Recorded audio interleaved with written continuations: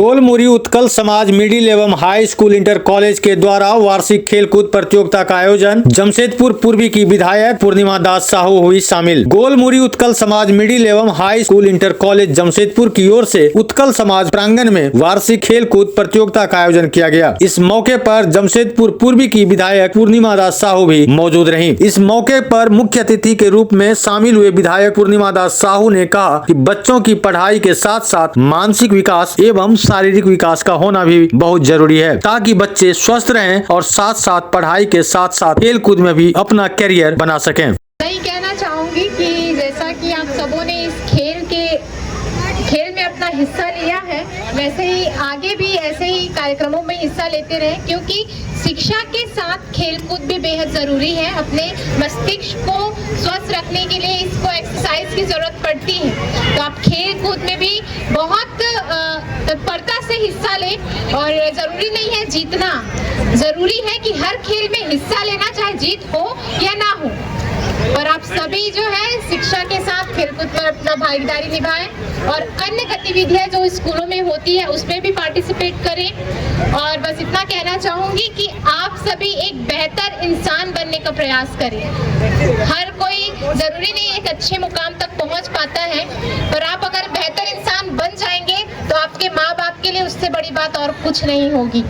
आपके शिक्षकों के द्वारा जो उनके पास शिक्षा है उसका लाभ उठाएं, उनका सम्मान करें, उनके प्रति श्रद्धा रखें। और बस एक लाइन और कहना चाहूंगी कि चुनौतियां तो क्षेत्र में आते रहती हैं। अगर आप किसी भी चीज को पाने के लिए पूरी शिद्दत लगा देते हैं तो ये जो चुनौतियां हैं, ये समस्याएं हैं, चरणों की धूल के से बढ़कर और कुछ नहीं है। धन्यवाद। बस यही कहना चाहूँगी कि शिक्षा तो ज़रूरी है, पर शिक्षा के साथ साथ खेल कूद में अन्य गतिविधियों में भी इन्हें हिस्सा लेना चाहिए। बच्चों को जो है पार्टिसिपेट करना चाहिए, क्योंकि उनके मस्तिष्क का विकास इससे ही संभव है।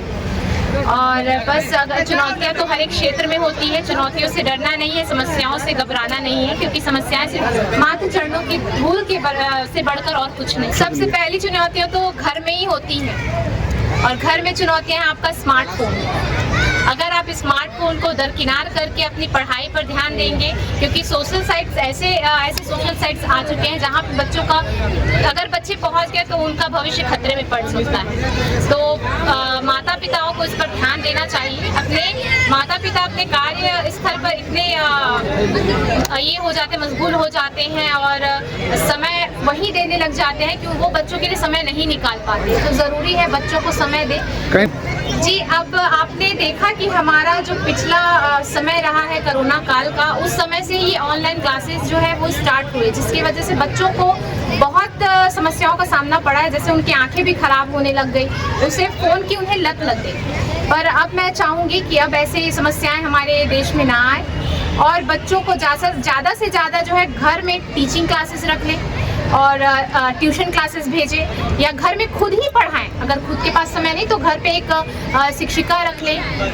और मिडिल क्लास फैमिली तो इतना अफोर्ड नहीं कर पाती है, पर मैं उन्हें यही कहूँगी कि बच्चों को ज़्यादा से ज़्यादा हो सके तो स्मार्टफोन से दूर रखें, क्योंकि कहीं स्मार्टफोन अच्छा है तो कहीं ख़राब भी है। आप स्मार्टफोन से लाभ भी ले सकते हैं अगर उसे सही दिशा में प्रयोग करें तो, उसका इस्तेमाल करें तो।